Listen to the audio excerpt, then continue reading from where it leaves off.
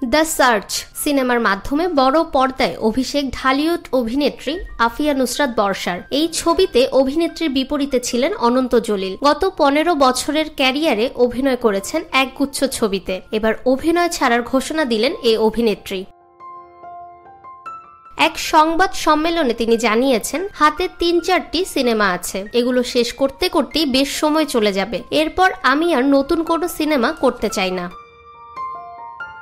তিনি বলেন, এরপর আর সিনেমা করাটাও সুন্দর দেখায় না, কারণ একটা বয়স পর্যন্ত মানুষের নায়িকা ভাব থাকে। আমার মনে হয় সেই সময়টা চলে গেছে। এছাড়া আমার বাচ্চারাও বেশ বড় হয়েছে। সবশেষ অভিনেত্রী বলেন, আমি খুব বাস্তববাদী মানুষ, ফলে আমি বাস্তবতা মাথায় রেখে চিন্তা করি। আমার মনে হয় নায়িকাদের একটা বয়স পর্যন্ত স্কিনে ভালো লাগে, ততদিনই কাজ করা উচিত। বর্ষা ক্যারিয়ারের প্রথম সিনেমায় অভিনয়ের সময় অনন্তের সঙ্গে প্রেমের সম্পর্কে জড়ান। এরপর 2011 সালের 23শে সেপ্টেম্বর ভালোবেসে বিয়ে করেন এই তারকা জুটি। ফাহমিদা বিনতে আনোয়ার, নিরপেক্ষ নিউজ ডেস্ক, ঢাকা।